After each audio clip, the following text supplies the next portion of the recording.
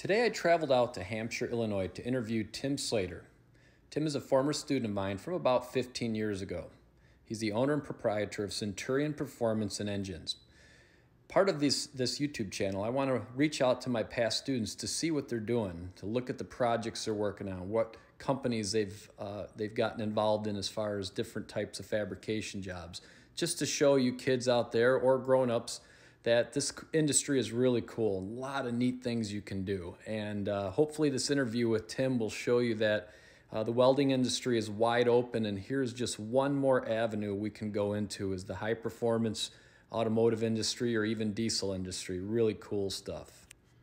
Welcome back to Dr. Read the Puddle. My name is David Reich. I'm a welding instructor, CWI and CWE at my local community college. I want to thank all of you for hitting that subscribe button. I sincerely appreciate it.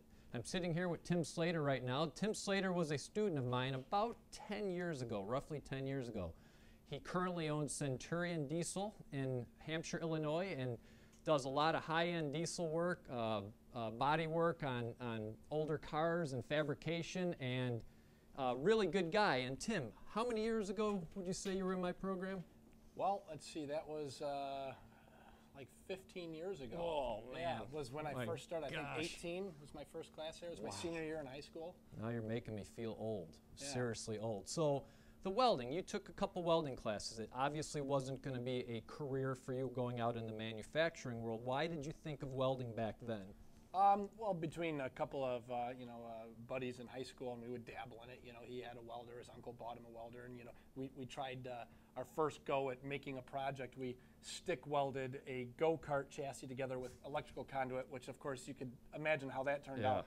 But that was kind of the spark, not to throw cheesy humor in, but that was kind of what started everything. We just liked to build things. So I went to ECC partially. You know, my mom was a professor there.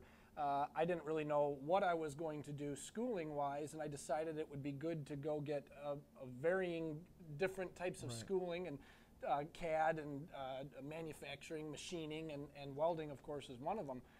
So that was really my interest in getting involved. Very cool, very cool. That's one of those things, too, where I have a lot of students that come through the program, never have taken welding, and they take that one class and it leads them down into a path. It definitely does. And your path, as you can see, is engines and doing high performance work. What would you say to a kid, a young kid coming out of high school, not sure where he's going in life, not sure what he wants to do or she wants to do when they grow up, but they like working with their hands? What advice would you tell an 18 to 20-year-old kid? Well, the first thing I would say is don't expect to know what you're going to do.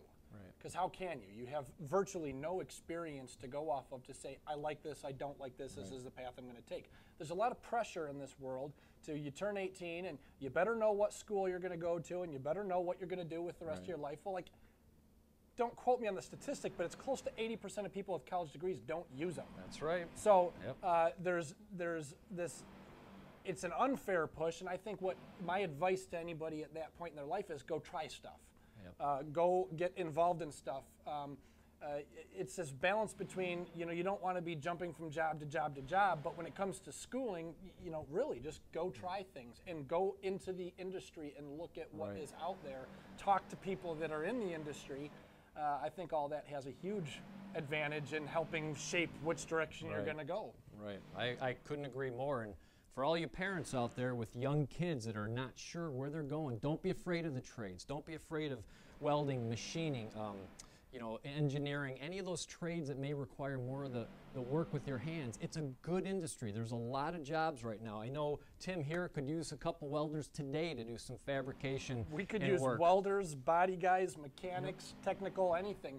In the world right now, it's pretty easy to see that those that are unemployed are not those with mechanical capabilities. The people that can't get a job right now have a lot of degrees in schooling, and I'm not downplaying the importance of schooling, but if it's, you should know what you're going into school for. I think this idea of blindly going into a 4-year program and saying, I'm going to be a chemist, and then you get 2 years into your degree and you go, gosh, I really don't like chemistry.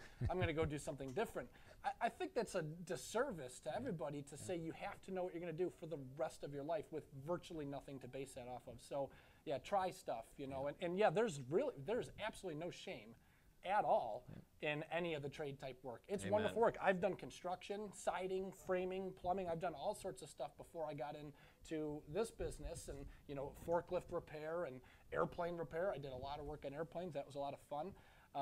But there's absolutely no shame in that. A lot of amazing people in those trades, and there's something to be said about coming home physically exhausted, and you accomplished things. You get to exert yourself physically in a way that has a really good effect on you personally, I think. Yeah, I come from a long line of people in the trades. My father was a body man, worked in cars his whole life. My grandpa was a tool and die maker, so I have a lot of respect for what you just said there, and it is something that will always be there.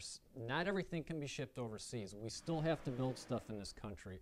So we need to build more. We need to build a lot more. So it's just great opportunities. So for the parents out there with a kid in high school that's not sure what their path is, tell them to take their welding class at their local high school. Tell them to take their machining class or an automotive class or small engines class.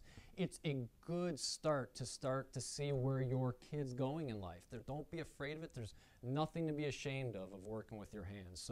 And you'll find if your kid's got that mechanical aptitude and they get their hands in that little experience, it takes a sliver of experience in that trade school, that class in high school, whatever it is, and you're going to see a spark ignited in them and an enthusiasm level, and you want to cultivate that. Yeah, it's very important. Absolutely. That leads to passion, and passion leads to success. Yep. If you do something you love, you'll never work a day in your life. So, Tim, thank you. I appreciate you spending your morning with me, and for again all of you that hit that subscribe button, I appreciate it. If you like this video, we'll make more. Thanks for watching.